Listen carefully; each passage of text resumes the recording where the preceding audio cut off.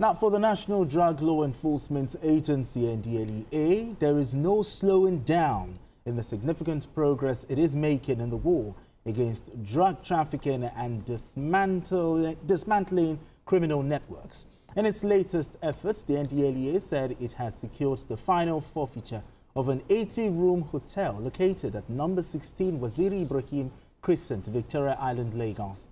The forfeiture follows an April raid where NDLEA operatives uncovered 589 bags of Canadian loud cannabis weighing 417.3 kilograms and valued at over 1.04 billion naira. Among the assets seized were different brands of cars as well as dozens of televisions, air conditioners and refrigerators. Kaidi, what message does this operation send to property owners who allow their premises, to be used for illicit activities?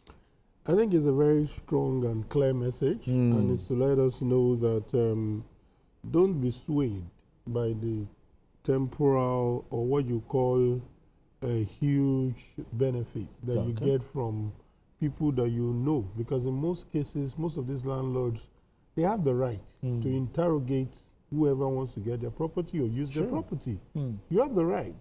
Apart from filling the form, you can ask any kind of question. I've had cases where, as an association in our estate, we said we suspect that this person is into Yahoo. And we, in fact, I had to go to the young man and say, excuse me, I'm a journalist, in case you don't know. And I can always invite ESCs to pick you up. And I told the landlord, too, that this can happen to you. Trust me, within a few weeks, this person was ejected. So that's to let you know that you must bear in mind that there's a consequence, for aiding and abetting any form of criminality. And in this case, this is something that is not just criminal. Emotionally, morally, it is something that destroys lives. Absolutely. So if you get involved and you think all you need is huge amount, and these things has affected a whole lot of things. Absolutely. These persons will pay any kind of amount to get property, and this makes property to even shoot up in different areas, and this leaves a lot of people, having to pay through their nose to even afford property. So, in all, I think it's a good stuff from NDLEA, and they can always do more of this, and also institutionalize this aspect of our law, because from time to time we have seen that some leaders in NDLEA do not dwell on this part of the law.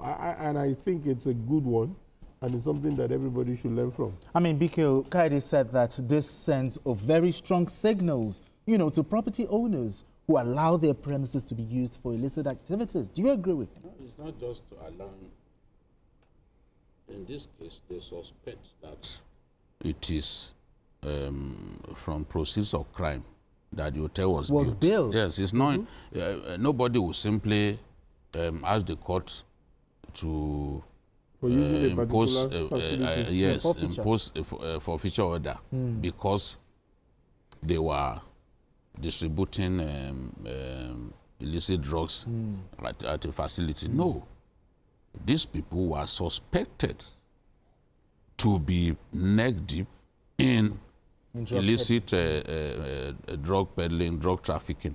And if they said that in the course of their raid, which was conducted on the 25th and 26th of April, they found 589 bags of Canadian loud and a strong strain of cannabis with a street value of 1.042 billion naira. No, you cannot keep all of that in a place if that place was not ab initio. Yes, it may be the point of distribution of this illicit drug. So the owners are suspected to be neck deep in this illicit drug trade, and I'm sure that they will have done a lot of checks, and then they probably also profited from some intelligence some actionable intelligence that they now decided to move again. Because, look, this thing is just process of crime. You step forward and say, no, I'm not, this thing belongs to me. I made my money in the right way. How do you defend having 589 bags of Canadian loud? You step forward now, let us see. And because it is not everything that you can defend with your full chest. So, and I'm just happy that General Marwa is doing a good job. I will say it again and again and again. So much progress has been made. We need to defeat illicit drug trade in our country. We need to send the right message to people outside of here that Nigeria has zero tolerance for illicit drug trade. No, I like that point you made, because despite all efforts for the NDLEA to clean up the system, we still have this thing. Of course, where should the change start from? Is it from the government, from the people? It should start from you and I. We must raise our children the right way. Parents? Yeah. Morality is collapsing in our country. People, many young people do not think that it's a big deal to smoke cannabis, to smoke loud. They go to public places. In fact, when you put a signage somewhere that they cannot smoke, it's like they are going to die. The anxiety welling up in them, they cannot contain. Because they are used to a life of every day. I told you the other day, I think it was 3 days ago, I was driving in front of Femi Kuti's shrine. Yes. They were already approaching me again. Oh, really? Just like the other day? Yes, they were already approaching me. I said, what's wrong with these diseased-minded people? So you think that anybody that is driving past that yes, did you pay for that road that others cannot use it? You think that sensible people must not drive through that place? Once you are passing, they will approach you. They believe that you want to buy cannabis or anything. That's what we are going through. Despite the fact that Shehu has said, no, this thing, we do not tolerate illicit drug use here. No, they will not listen. It's like some people have made up their minds that when they want to buy this is where to go. So we will never be able to quantify how much work Marwa is doing with his team. You know, and I'm happy that government is giving them all the support. In the past, NDLEA didn't have barracks for their men. Yes. Thereby putting the lives of the operatives at risk. But today, they are now having barracks. So they let them live with their own colleagues so that they will stand a good chance of escaping the dragnet of the barons. The barons are dangerous. Very. But you know that the way to win is to go for the barons. Once you cut off the head of the barons, you are close to winning. And all of those artists that was what I wanted to go to. What I'm saying will not be complete without saying that. All of the artists encouraging people to smoke cannabis when it has not been banned. I mean, it has not been legalized in our country. They need to arrest them, whoever they may be. Let people know that in our country, certain things are not tolerated. I heard that they are going to be testing students now. Undergraduates now. They should do it. Yeah, they should. For God's sake, if my son gets into a university and he begins to smoke cannabis, contrary to the training that I gave him and so much hatred that I have for cannabis, if he's caught, that is his problem.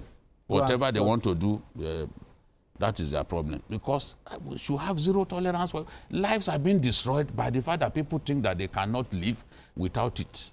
I told you what General Marwa told me once, that there is a parent that cannot go to bed until his son is already in dreamland. Because he's constantly under the fear that that boy will get up suddenly and cut him into pieces. One did it. Now in redemption camp, he cut his father into bits and put his remains in a travel bag. It only takes the use of drugs to do all of these things. Look at even Boko Haram men. Just catch them after a few minutes. when the whole influence has actually... When what they have smoked has already worn out, you see them, they are like the gentlest person in the world. But when they've taken tramadol and other things, you will look tiny before their eyes. That is the thing. That is what drug does to you. I mean, is tougher punishment the way to reduce this trend? You see, it's because we two see ways. celebrities still doing this If thing, you music listen to videos. BKO, he's actually looking at this two-pronged approach, in the sense that I recall another example, close to that.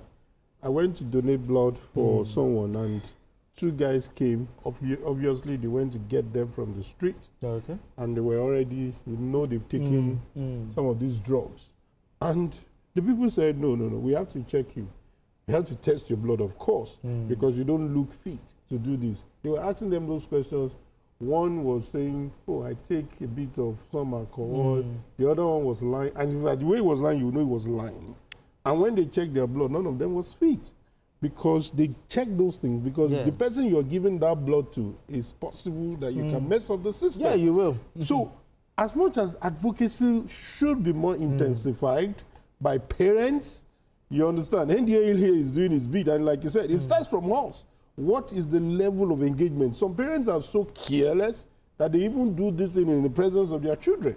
You can imagine what those ones will even tell their children to stay away from drugs. So, seriously... Some are also helpless too.